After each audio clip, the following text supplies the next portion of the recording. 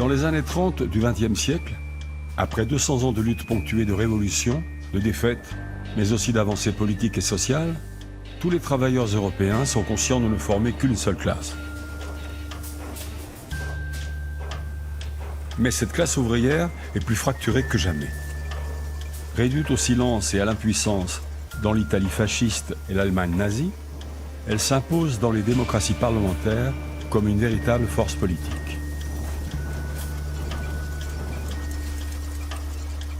Galvanisée par les succès apparents de la révolution soviétique, elle croit alors, plus que jamais, au lendemain qui chante.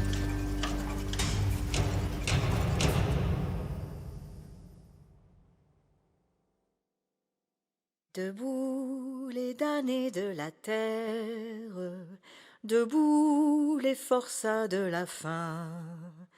La raison tonne en son cratère, c'est l'éruption de la faim. En 1932, pour le 50e anniversaire de la mort de Karl Marx, les militants communistes filmés par Juris Stevens défilent le poing levé dans les corons du bourlinage belge.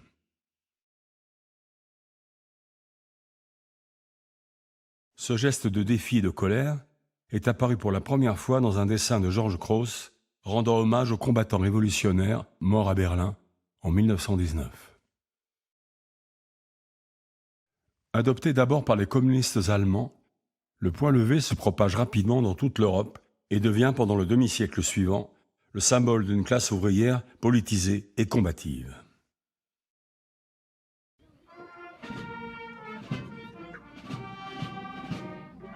En France, il est brandi en 1936 quand, dans la foulée de la victoire électorale d'un front populaire alliant radicaux, socialistes et communistes, 12 000 entreprises se mettent en grève dans tout le pays, dont 9 000 sont occupées par des travailleurs.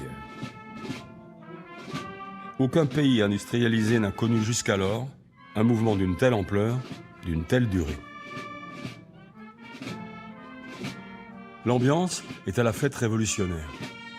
On brûle les 48 heures, on prend les patrons en effigie. Mais en même temps, on négocie de façon pragmatique sur le temps de travail, les cadences et les effets désastreux de la rationalisation. Au bout de 3 semaines, la grève est victorieuse. Les 40 heures, les congés payés, les conventions collectives changent durablement les conditions du travail ouvrier. Marion Fontaine, historienne. L'entre-deux-guerres, et à la limite jusqu'aux années 50-60, c'est vraiment le temps de l'aliénation ouvrière par excellence, le temps où on peut de moins en moins croire à ce qu'écrivait Karl Marx, c'est-à-dire que le travail sera libérateur de l'existence humaine. C'est-à-dire que vous pouvez changer de régime, vous pouvez même abolir le capitalisme, le travail industriel dans les grandes usines automobiles, il demeure aussi aliénant. Donc la question, c'est comment vous faites ? Le gouvernement du Front populaire est peut-être l'un des premiers gouvernements à se trouver vraiment face à ce problème. Les congés payés, la politique des loisirs, c'est une forme de réponse, qui est aussi un constat d'impuissance, qui est de dire, bon, de toute façon, on ne transformera pas le travail. En revanche, on peut faire en sorte que les droits des ouvriers soient respectés dans le cadre de ce travail, donc qu'il y ait de la démocratie sociale, que le patronat négocie, etc. Et on peut compenser en offrant aux ouvriers aliénés dans le cadre des usines des espaces où ils peuvent se libérer. Dans l'imaginaire collectif, le Front populaire reste comme une grande fête. Peut-être le seul moment de l'histoire où l'on voit des ouvriers heureux, en dehors des clichés de propagande allemande ou soviétique. Mais les fêtes et les occupations ne sont pas un simple carnaval. Elles disent au patron que l'usine n'est pas sa maison, ni les ouvriers ses enfants, qu'ils n'attendent de lui aucun bienfait, ne lui doivent aucune allégeance, que désormais le travail ouvrier n'appartient plus à l'espace privé, mais à l'espace public.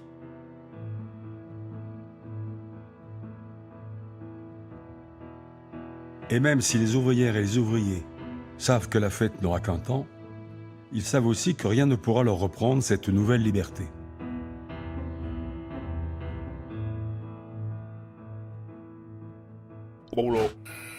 Puis le travail reprend. Dans une usine de province, les ouvriers pour être réembauchés doivent d'abord recopier et signer une lettre qui en dit long sur la mentalité rétrograde des patrons français de l'époque. Regrettant de nous être mal conduits vis-à-vis de vous en nous mettant en grève, nous vous prions de nous pardonner et en nous embauchant, de nous permettre de nous racheter dans l'avenir par une conduite exemplaire.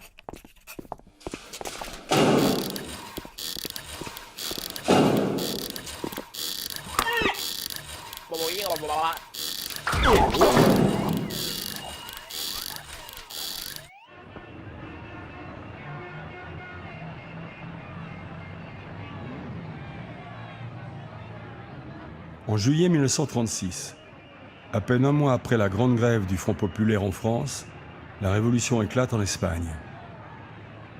Elle est provoquée par la tentative du général Franco de renverser la jeune République espagnole.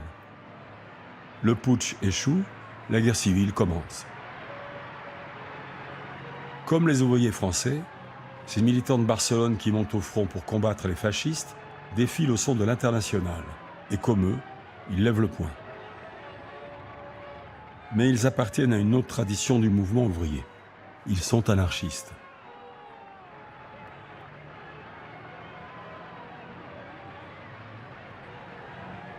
L'Espagne est le seul pays où les anarchistes ont eux aussi une organisation de masse, à la fois politique et syndicale, la CNT-FAI.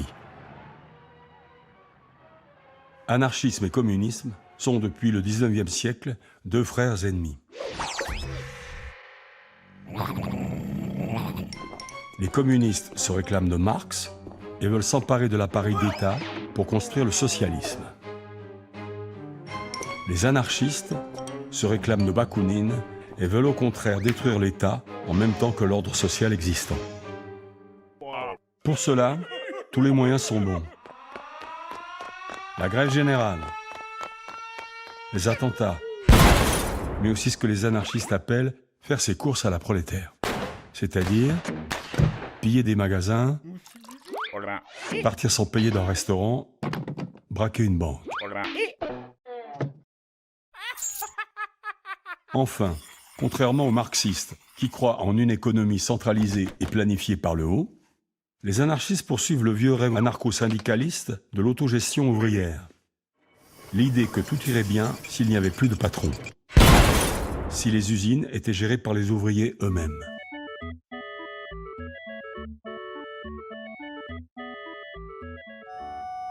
Le cœur du mouvement anarchiste espagnol, c'est la Catalogne, et d'abord la grande ville industrielle de Barcelone.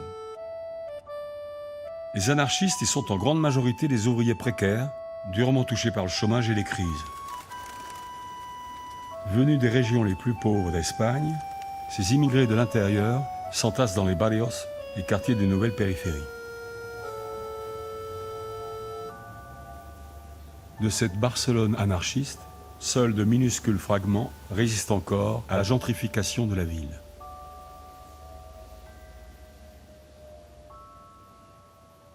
Et avec eux disparaît aussi la mémoire des luttes. Oh, inmortal es el grito sagrado de anarquía y solidaridad. Oír el ruido de bombas que estallan en defensa de la libertad. El obrero que sufre y proclama la anarquía del mundo al través.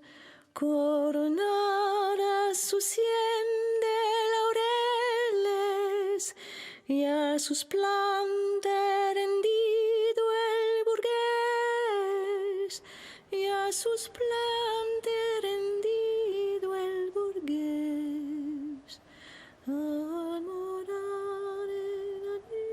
L'un des épisodes les plus célèbres de l'épopée anarchiste a lieu au début des années 30 dans les Pyrénées espagnoles, à une centaine de kilomètres au nord de Barcelone.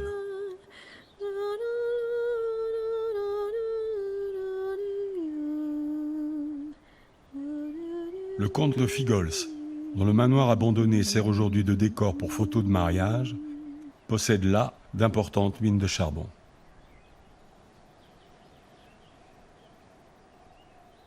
Les mineurs, venus des campagnes espagnoles les plus pauvres, habitent dans une cité minière à flanc de montagne, taillable et corvéable à merci.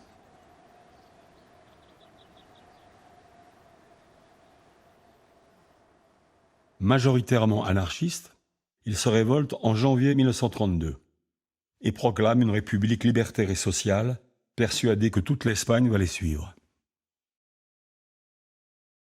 Bureau du comité révolutionnaire. Image dérisoire d'un épisode devenu mythique. Au bout de 5 jours, l'armée intervient. Les mineurs, sans chef ni stratégie, se rendent.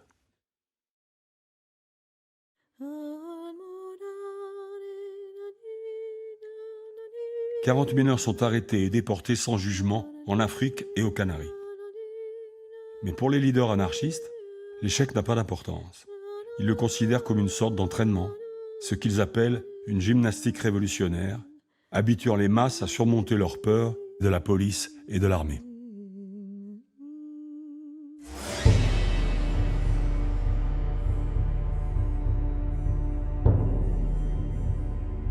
En juillet 1936, quand le général Franco déclenche la guerre civile en Espagne, les militants anarchistes pensent que l'heure de la révolution sociale est enfin arrivée.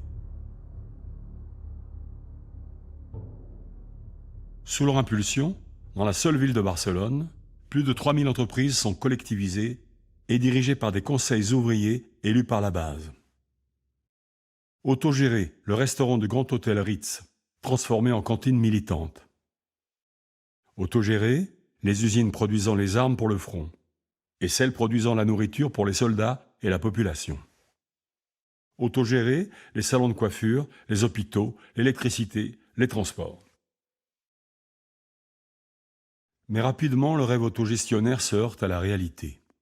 Pour faire vivre une ville moderne d'1 million d'habitants tout en produisant pour le front, il faut des chefs qui organisent, commandent et contrôlent, et des ouvriers qui travaillent et obéissent. Dès les premiers mois, les entreprises autogérées conjointement par la CNT et le syndicat communiste UGT sont confrontées à une baisse de la productivité, à l'absentéisme et à des revendications portant sur les horaires et les salaires. Les militants attribuent cette résistance au travail aux influences bourgeoises et cherchent à rééduquer les masses en imposant de nouveaux règlements d'usine qui ressemblent étrangement à ceux du capitalisme d'antan. Certains, rédigés par des conseils ouvriers, vont jusqu'à interdire de chanter pendant les heures de travail. Priorité à l'effort de guerre. L'émancipation ouvrière doit attendre. Celle des ouvrières aussi. Elle est pourtant réclamée par le collectif anarchiste des femmes libres. Formation professionnelle, sexualité, pédagogie, égalité des hommes et des femmes.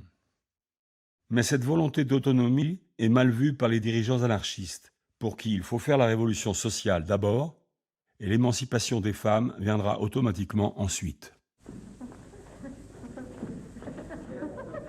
En attendant, les films de la CNT montrent des femmes qui tricotent, tandis que les hommes s'entraînent avec des fusils de bois, faute d'armes que la France et l'Angleterre refusent de leur fournir, alors qu'en face, Franco reçoit une aide directe d'Hitler et de Mussolini.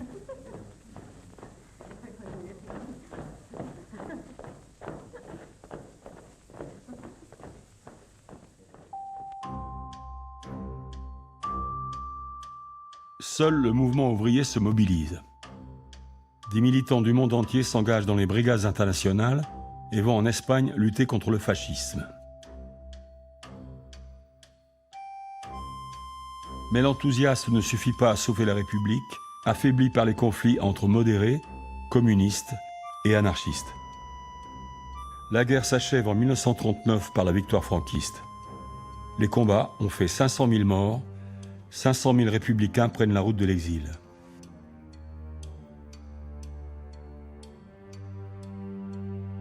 Au musée d'histoire ouvrière de Seraing, en Belgique, une statuette de brigadiste international, le poing levé.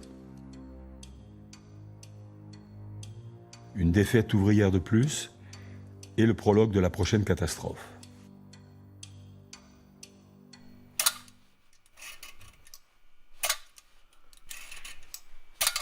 Keith Gildart à Manchester. historien, ancien mineur. Dans sa famille, on est mineur de père en fils. Depuis l'arrière-grand-père jusqu'à son père et son oncle, militant engagé du NUM, le syndicat national des mineurs anglais. Sa veuve a maintenant 91 ans. Quand je l'ai interrogée sur la vie dans les communautés des mineurs, j'ai été surpris par le fait qu'elle parle très peu de politique. Elle m'a beaucoup parlé de la difficulté d'élever des enfants avec de très faibles revenus dans les années 30 et les années 40. Et aussi de la vie des femmes en général, de ce qu'elles faisaient de leur temps libre. Elle a beaucoup parlé de cinéma, de dancing, de potins, et aussi des petits drames de la sphère familiale, des tensions entre les mineurs et leurs femmes. Par exemple, des mineurs ou des hommes de la famille qui rentraient ivres du pub chaque soir, qui pariaient trop, de la violence conjugale, de l'alcoolisme. Il y avait donc ce côté sombre dans les communautés de mineurs et dans les communautés ouvrières. Les disputes, la pauvreté, les conflits, la violence. C'est quelque chose dont on ne parle pas beaucoup dans les écrits sur les communautés de mineurs. C'est occulté par l'image héroïque de la classe ouvrière. Ce côté sombre, ce sont aussi les conflits entre différentes nationalités qui troublent le monde ouvrier des années 30. En 1934, à Le Forest, dans le Pas-de-Calais, des mineurs français s'opposent violemment à leurs camarades immigrés polonais qui se sont lancés dans un mouvement de grève que les Français refusent de suivre. 77 mineurs polonais sont alors expulsés et renvoyés en Pologne. De façon plus systématique, le gouvernement français organise entre 1934 et 1935 l'expulsion collective d'environ 130 000 Polonais, à qui l'on reproche pêle-mêle l'agitation sociale, le chômage et la crise. Les travailleurs des pays les plus pauvres traversent ainsi l'Europe, cherchant ailleurs une vie un peu meilleure. Car les écarts sont énormes. Alors que l'ancienne misère règne toujours dans de nombreuses régions, dans le Borinage, en Silésie, en Catalogne, ailleurs, ouvrières et ouvriers qualifiés commencent à connaître de meilleures conditions de vie et de travail. Le résultat est parfois spectaculaire, comme à l'usine Van Nel de Rotterdam. Construite en 1930, elle s'inspire du Fordisme américain. La combinaison de la rationalisation de la production et de l'amélioration du cadre de travail est censée engendrer de nouveaux gains de productivité. Les ouvrières ont droit à des sanitaires dont la robinetterie est importée d'Amérique et à une cantine baignée de lumière, ce qui a par ailleurs le mérite de faciliter la surveillance. Mais de telles réalisations sont l'exception. Des initiatives isolées de patrons éclairés ou, pour le logement social, de municipalités de gauche, comme les 1382 logements ouvriers du grand ensemble moderne Karl Marx, construit en 1929 par la municipalité socialiste de Vienne. Un seul État, celui de l'Allemagne nazie, prétend avoir une politique systématique visant à assurer un certain bien-être à ses ouvriers. Le symbole en est la voiture du peuple, la Volkswagen, lancée par le régime en 1937. Thomas Lindenberger, historien. Imaginez cette promesse faite à chaque Allemand de pouvoir conduire et être propriétaire de sa propre voiture. C'était totalement utopique dans les années 20. Et tout à coup, c'était à portée de main dans les années 30 et 40.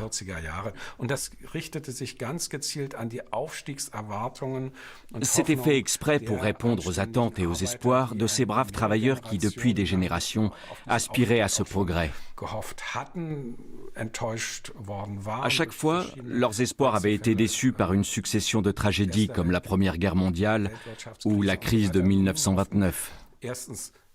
Ils aspiraient désormais à une période de stabilité qui apporterait la prospérité au plus grand nombre.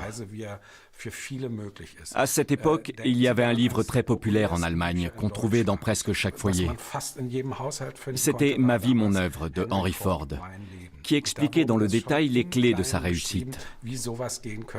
Henry Ford était un auteur très apprécié par les nazis parce que ses idées s'accordaient avec leur concept de communauté du peuple.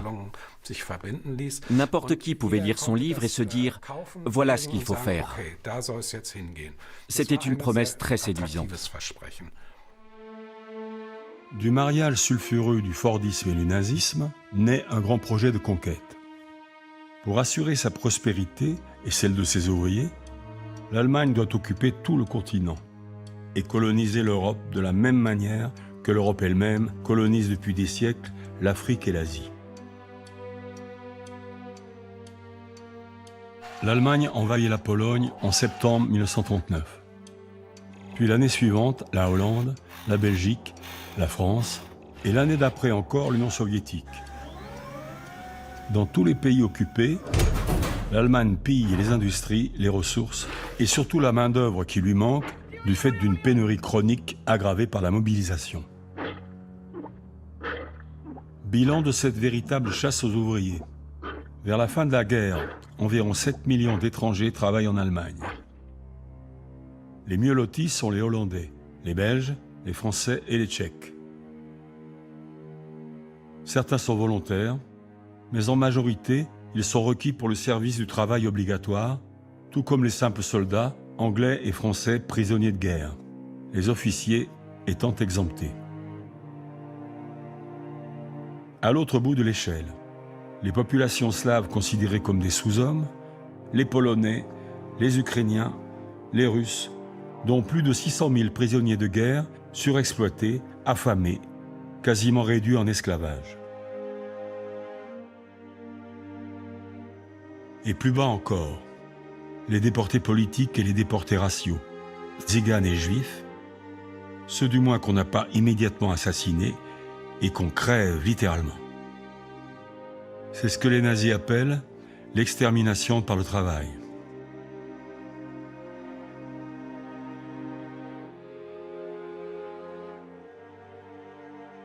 La carrière de pierre du camp de Mauthausen. Les camps sont gardés par les SS.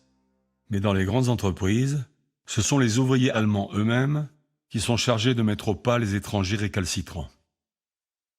Stefan Berger, historien. Il ne fait aucun doute que pendant la guerre, beaucoup d'ouvriers allemands ont tiré parti de l'esclavage d'environ 7 millions de travailleurs étrangers. Car l'existence de cette armée d'esclaves permettait souvent aux ouvriers allemands de progresser dans la hiérarchie de l'usine. Ils pouvaient passer contremaître ou décrocher un meilleur poste et un meilleur salaire. Et je pense que les ouvriers allemands ont donc tiré profit du racisme du régime et ont même souvent adhéré au racisme du régime, parce qu'il leur fallait justifier leurs actes vis-à-vis d'eux-mêmes. Le racisme du régime venait alors comme une explication bien commode dont ils pouvaient se servir pour justifier ce qui se passait. Dans les régions minières de France et de Belgique, le souvenir des grandes luttes des années 30 reste vivant malgré l'occupation allemande. Au printemps 1941, 200 000 mineurs arrêtent le travail des deux côtés de la frontière. Ce sera la grève la plus importante de toute la Seconde Guerre mondiale. Des dizaines de grévistes sont fusillés. Des centaines déportés au camp de concentration de Sachsenhausen. Plus de la moitié n'en reviendront pas.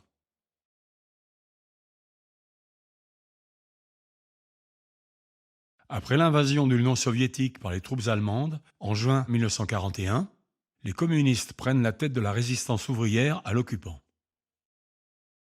Grève, propagande, sabotage, lutte armée. En Italie, le grand tournant, c'est l'été 1943, quand les Alliés débarquent dans le sud du pays, faisant tomber le gouvernement fasciste et poussant les Allemands à occuper le nord industriel. De nombreux ouvriers de l'acierie de Terni rejoignent alors la brigade de partisans communistes qui opère dans les montagnes de la région. Parmi eux, Don Bartolini, l'auteur de l'hymne de la brigade. Operai e contadini, tutti uniti lottere all'appello di Salin, siamo i primi partigiani. Quand la guerre s'achève en 1945 sur la défaite des nazis et des fascistes, les partisans de la brigade, majoritairement communistes, pensent que le moment est venu d'aller encore plus loin. Alfredo Filipponi, commissaire politique de la brigade Gramsci, raconte une discussion qu'il a eue avec Palmiro Togliatti, le chef du Parti communiste italien. Noi volevamo fare la liberazione nazionale dal fascismo e poi dopo con la speranza di arrivare al socialismo, che quello non ci siamo arrivati. Poi un bagno Togliatti convocò tutti i comandanti dei partigiani e tutti i dirigenti del partito di tutta l'Italia. Fece un intervento, che c'erano le elezioni, in particolare diceva che c'è una grande ascendenza, voi lo sapete, voi dovete da fare perché dovete vincere le elezioni. Hanno parlato, sì, ho alzato la mano, compagno Togliatti, io non mi trovo d'accordo. Perché Omega? Non mi trovo d'accordo perché Lenin disse quando passa il tordo bisogna tirargli. Se non si tira quando passa non si sa quando si può più tirare. Oggi passa il tordo ed allora questo è il momento. Noi le armi nascoste, è il momento, gli diamo giù e facciamo il socialismo. Lui mise la proposta mia e la proposta sua all'approvazione, la sua ebbe 4 voti più della mia. E passò la sua. En 1945, le passage de la libération à la révolution se serait donc joué seulement à 4 voix près. Vrai ou fausse, l'anecdote traduit bien l'état d'esprit de nombreux partisans italiens. Tout comme la phrase attribuée à Lénine, qui est en réalité un vieux dicton paysan de la région de Terni. Faire dire à Lénine, c'est quand la griffe passe qu'il faut la tirer, c'est merveilleux. Parce que dans la culture de cette partie de l'Italie, cette partie qui est communiste, rouge, la Toscane, l'Ombrie, tout le monde est chasseur. Donc le socialisme, ce proverbe, Lénine et la chasse, tout ça, ça ne faisait qu'un. Et je dois dire que c'est ça qui a été détruit au cours des 2 dernières générations. Cette idée d'une société alternative qui est ancrée dans le vécu du monde populaire et de la classe ouvrière. Berlin, 1945. Qui pourrait croire que c'est dans cette ville en ruine qu'allait enfin se réaliser le grand rêve des partisans italiens, construire le socialisme. «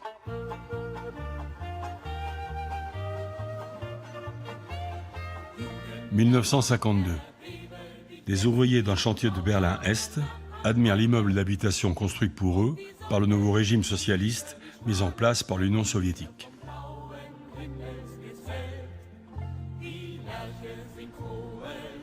L'immeuble, de l'architecte Hermann Enselmann, élégant, moderne et raffiné, n'est qu'un prototype qui restera sans suite. Mais le gouvernement en reproduit l'image sur ses fresques monumentales comme un symbole des promesses qu'il fait à la classe ouvrière. Promesse d'un nouveau bien-être matériel, mais aussi promesse d'un nouveau statut. Celui de l'ouvrier, enfin maître chez lui, dans l'état ouvrier.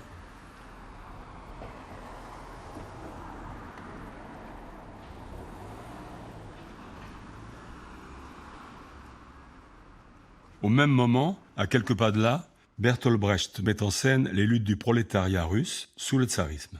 Wir brauchen nicht nur den Flicken, wir brauchen den ganzen Rock. Wir brauchen nicht nur das Stück Brot, wir brauchen den Brotleib selbst. Wir brauchen nicht nur den Arbeitsplatz, wir brauchen die ganze Fabrik.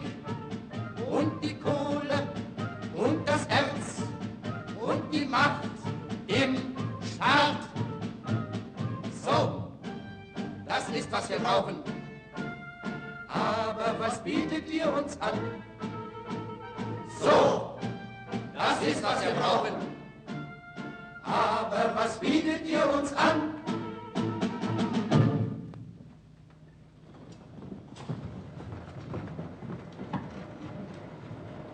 Also, Streik. Si les ouvriers de Berlin-Est avaient disposé de la technologie moderne, ils auraient probablement arrêté l'image pour revenir en arrière sur ce mot bizarre, Also, Streik. la grève. Un mot qui, en théorie, ne doit plus faire partie de leur vocabulaire. La grève reste totalement légitime dans les pays capitalistes. Mais de l'autre côté du rideau de fer, on la considère comme absurde. Le prolétariat, dit-on, y est désormais au pouvoir. Et il ne peut quand même pas faire grève contre lui-même. Et si l'ouvrier de ces pays qui se disent socialistes se rebiffe et revendique comme autrefois, il faut le rappeler à l'ordre. Car comme le dit le dirigeant communiste tchécoslovaque Zapotocki, ce n'est pas parce qu'on est ouvrier qu'on peut tout se permettre. Fait significatif, quand on défile pour soutenir le nouvel État ouvrier, on ne brandit plus le poing, mais les portraits des dirigeants.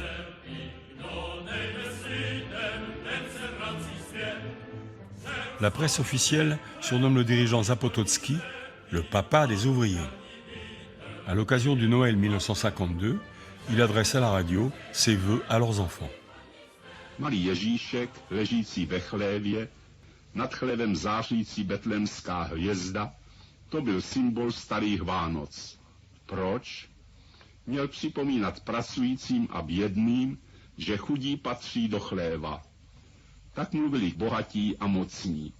Doby se ale změnily. Nastaly mnohé převraty. I Ježíšek vyrostl, zestaral, narostly mu vousy a stává se z něho Děda Mráz. Děda Mráz přijíždí k nám od východu a na cestu mu září také hvězdy. Nejen jediná betlémská, celá řada rudých hvězd na našich šachtách, hutích, továrnách a stavbách.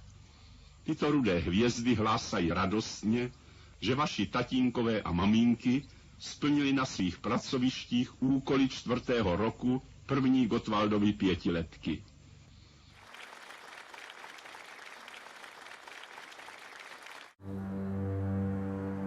Mais les ouvriers des pays socialistes ne croient plus au Père Noël.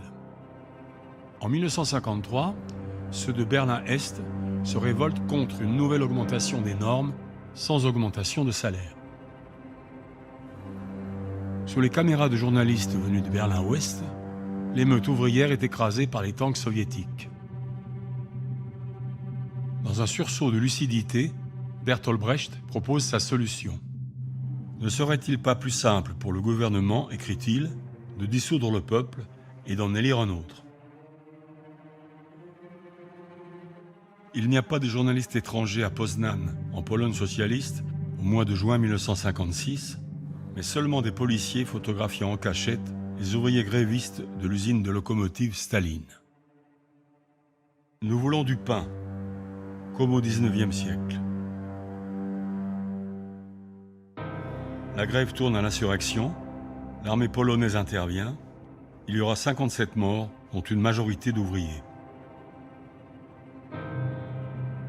Ce sont encore les ouvriers que l'on retrouve en première ligne 4 mois plus tard, quand la révolution éclate en Hongrie. Ils sont les premiers à prendre les armes pour réclamer la démocratie, le départ des troupes soviétiques et dans les usines, le pouvoir aux conseils ouvriers.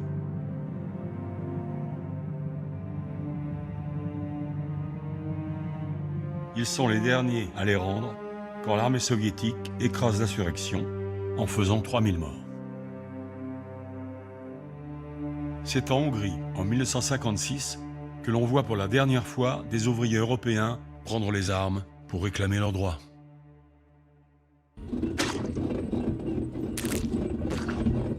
Alors qu'à l'Est, on envoie les tanks pour mater les ouvriers rebelles, à l'Ouest, on les apprivoise avec la voiture individuelle et toutes les autres récompenses matérielles que l'augmentation du niveau de vie leur permet désormais de s'offrir.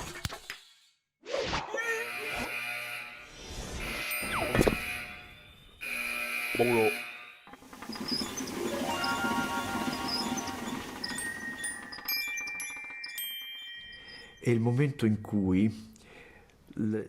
le moment où, dans les maisons des ouvriers, on peut se permettre pour la première fois d'avoir un lustre avec des gouttes en cristal. Ce que nous, les bourgeois, trouvons de très mauvais goût. À cette époque-là, les bourgeois s'inspirent plutôt du style suédois, avec ses lignes pures et son côté sobre. Les maisons des ouvriers, elles, sont surchargées de bibelots, de meubles. Pourquoi ? Parce que l'ouvrier me dit « J'ai grandi dans une maison où il y avait une ampoule accrochée au mur, comme dans une étable. » En d'autres termes, désormais, le superflu devient un moyen d'affirmer sa dignité. On ne doit plus paraître pauvre, si on peut se le permettre. Moi, je ne mets pas de sucre dans mon café. Mais quand je menais mes entretiens, on me mettait toujours 3 cuillères de sucre. Parce que c'était une manière de dire, tu vois, nous pouvons nous permettre de mettre du sucre.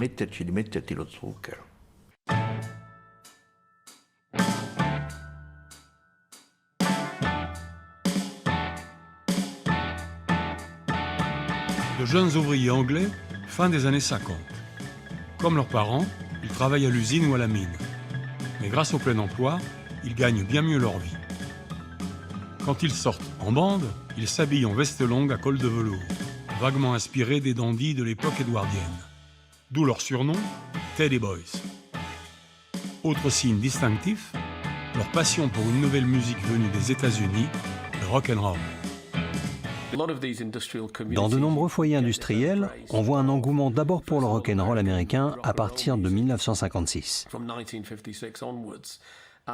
Puis, dès le début des années 60, la communauté ouvrière se reconnaît dans le rhythm and blues américain. C'est difficile à définir. Il n'y a pas que les paroles. Il y a aussi quelque chose dans la musique elle-même qui entre en résonance avec l'aliénation que l'on ressent sur le lieu de travail et au sein de la communauté. Mais on se servait également de cette musique d'une autre façon. Moi en tout cas, et sans doute beaucoup d'autres mineurs, la musique nous aidait à tenir jusqu'à la fin de la journée. Parmi les postes que j'ai eus, il y en avait un où je me retrouvais assez seul, à l'écart.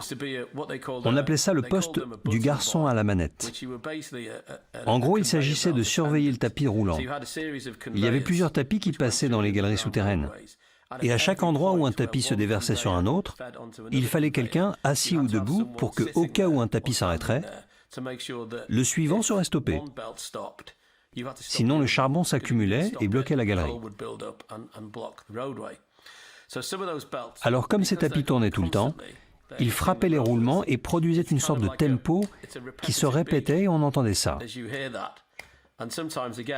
Alors parfois, on avait notre stratégie d'adaptation. On se récitait un morceau de rock ou une chanson en suivant ce rythme qui se répétait. Et parfois, c'est très étrange, je choisissais un disque selon sa longueur, en fonction du temps qu'il me restait à travailler. Je savais par exemple qu'un album de Bruce Springsteen durait entre 40 et 50 minutes. Alors je chantais toutes les paroles dans ma tête quand je savais qu'il me restait juste 50 minutes de travail. La musique exprimait donc notre sentiment d'aliénation, mais c'était aussi une stratégie pour tenir le coup dans la nuit. 1963. Les ouvriers français qui regardent la télévision apprennent de bonnes nouvelles.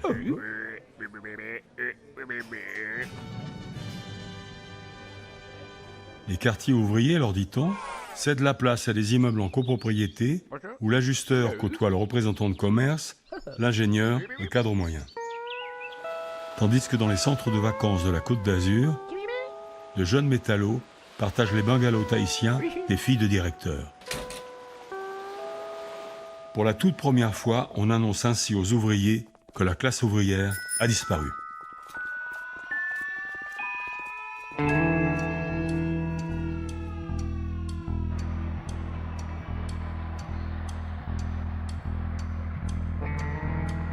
Pourtant, au même moment, la classe ouvrière française est à l'apogée. 8 millions d'ouvriers et 37% de la population active. Mais sa composition a changé. Dans ces quarts d'ouvriers de Peugeot à Sochaux, les OS sont majoritaires. Ce sont les ouvriers les moins qualifiés, les plus exploités. Des jeunes, des immigrés, des femmes.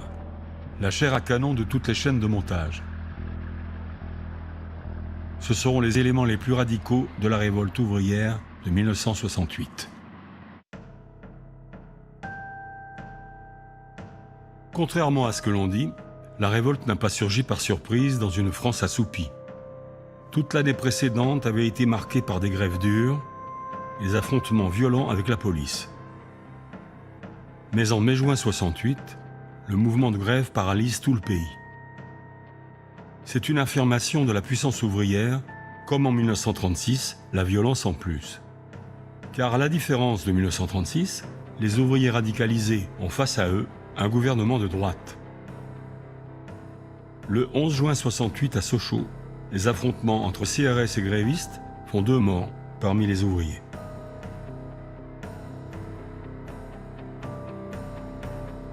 Mais il y a aussi d'autres images.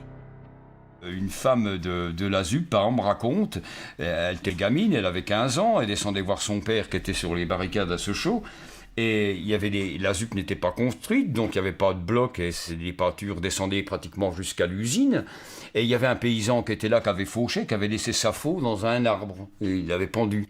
Et les CRS couraient derrière les gamines, et il y en a un qui a empoigné la faux. Et son souvenir à elle, c'est de voir, se rappeler du CRS qui courait derrière avec la faux dans la main. On dirait, tu sais, la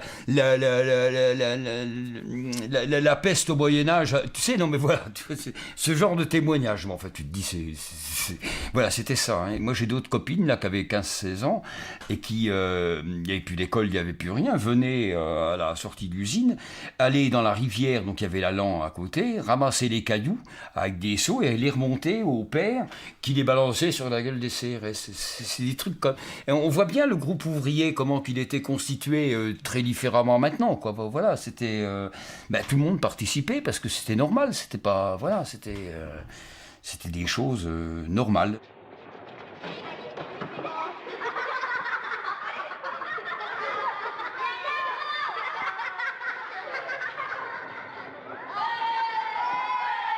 Une usine française occupée à la fin des années 70.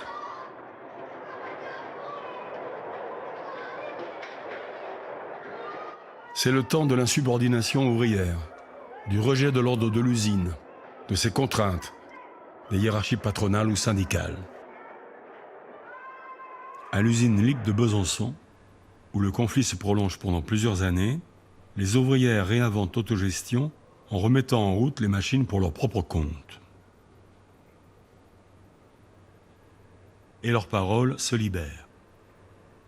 Dans mon secteur, je travaillais avec des hommes. Rien que des hommes. Il n'y a pas longtemps qu'il y a une femme qui est avec moi. C'était rien que des hommes. Et les régleurs, c'était des hommes jeunes. J'aimais bien, je les aimais bien, parce qu'ils n'ont pas la mentalité déjà des vieux. Des gentils. Puis il y en avait un, enfin c'était un de mes chefs.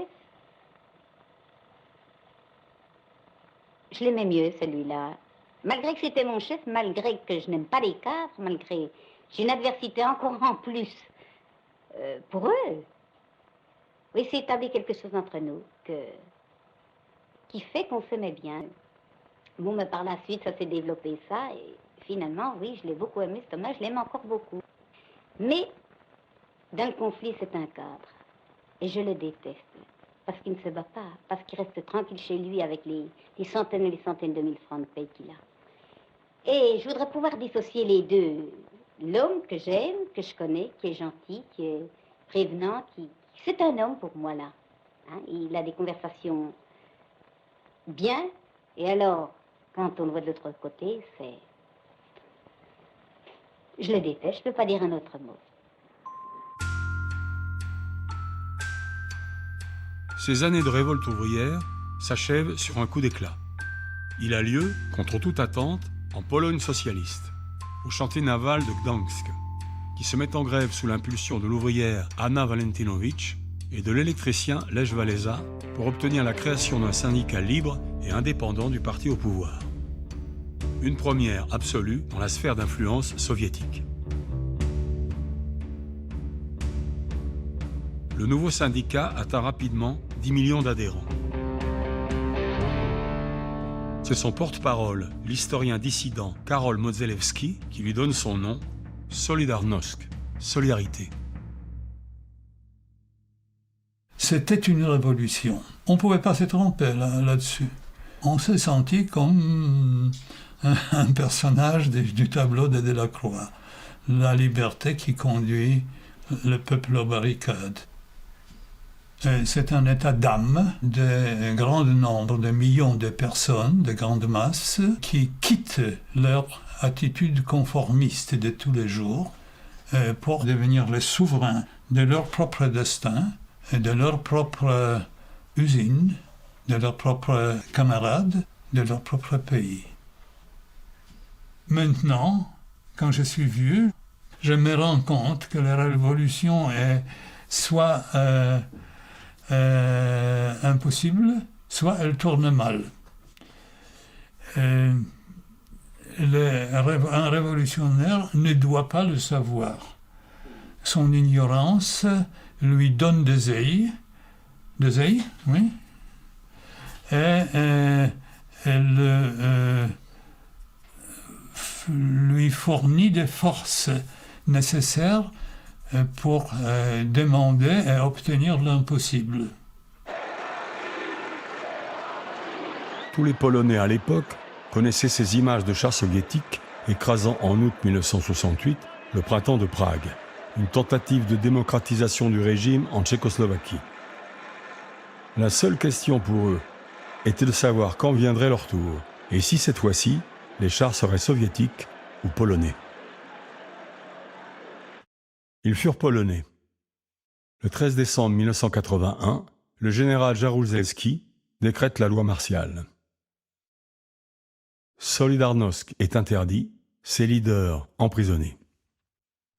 Une centaine d'usines se mettent en grève. Les ouvriers occupent les ateliers, mais les tanks de l'armée défoncent les murs d'enceinte et chassent les grévistes désarmés qui n'ont d'autre choix que d'abandonner la lutte et de revenir au travail le lendemain. Après, il y avait des manifestations de rue. Mais c'est tout différent.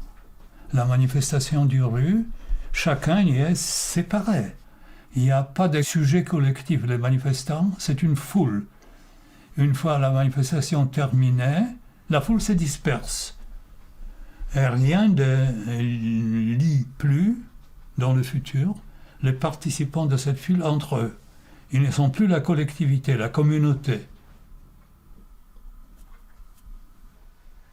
Pour être capable à la grève, il faut être en communauté.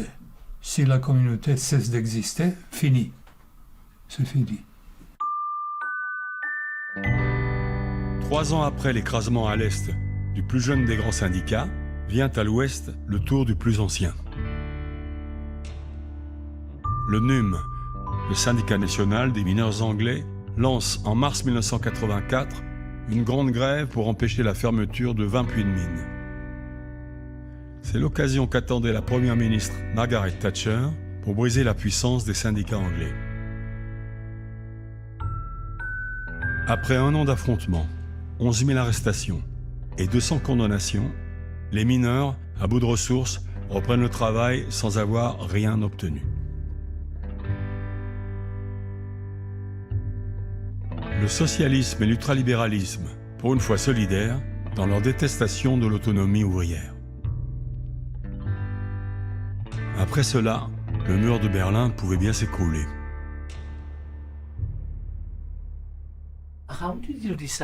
Comment avez-vous décidé de devenir historien de la classe ouvrière?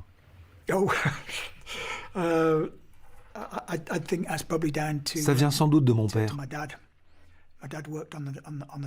Il travaillait à la chaîne chez British Leyland à l'époque où il fabriquait les Triumphes. Il rentrait à la maison avec des anecdotes sur sa journée de travail à la chaîne. D'un côté, on sentait qu'il aimait vraiment travailler. C'était un bourreau de travail, toujours à faire des heures supplémentaires.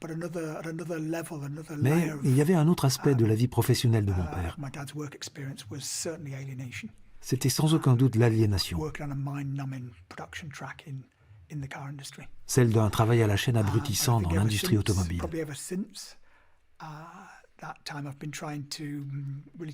C'est sans doute depuis cette époque que j'essaie de comprendre la vie de mon père en tant qu'ouvrier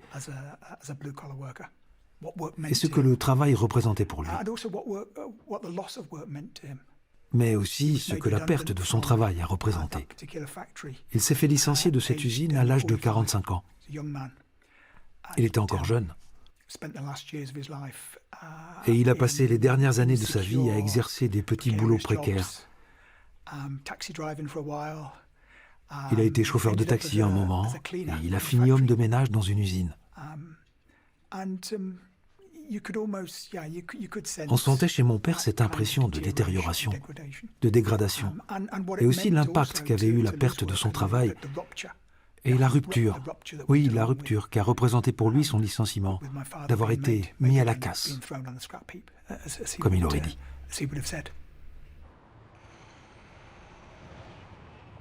Être mis à la casse, c'est le sort commun de dizaines de millions d'ouvriers européens depuis les années 70 du XXe siècle. Le moment où les entreprises ont déserté les grandes régions qui avaient porté la révolution industrielle, leur technologie vieillie, leur main-d'œuvre combative, pour aller chercher toujours plus à l'est des travailleurs plus dociles et moins payés. Et partout, on peut voir les mêmes ruines, recyclées dans le meilleur des cas en sites touristiques. Étrange lieu de mémoire, célébrant à la fois l'exploitation et l'ancienne fierté ouvrière, comme cette grande aciérie allemande, fermée en 2004 et transformée en musée.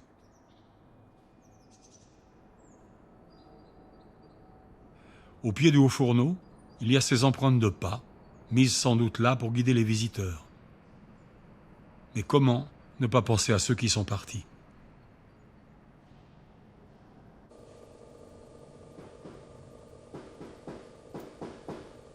Une petite usine de chaussures à Romans. Elle survit. Mais dans l'atelier, la plupart des machines sont à l'arrêt et les chaises sont vides.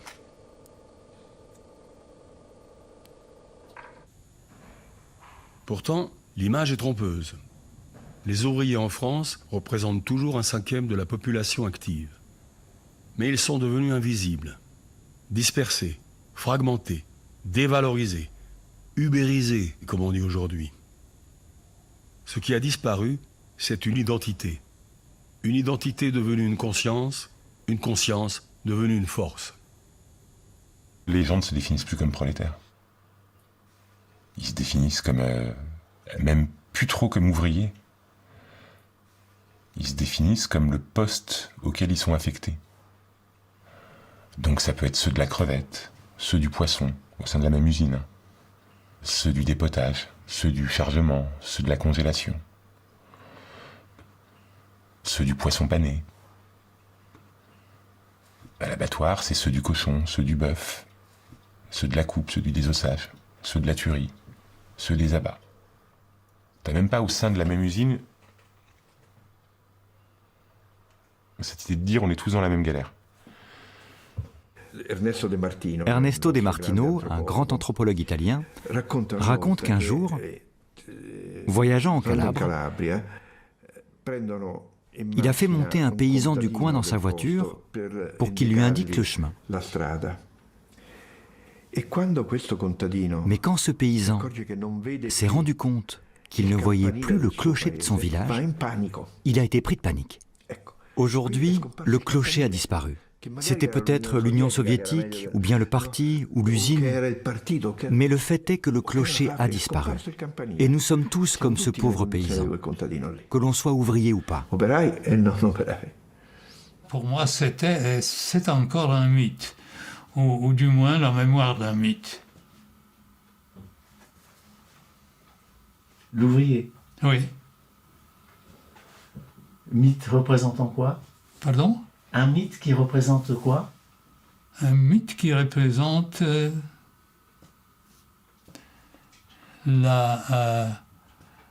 l'incarnation des gens opprimés et des gens qui sont porteurs de l'espoir de changement qui va éliminer la pression. Mais si vous voulez, c'est la profession des fois révolutionnaire du XXe siècle peut-être.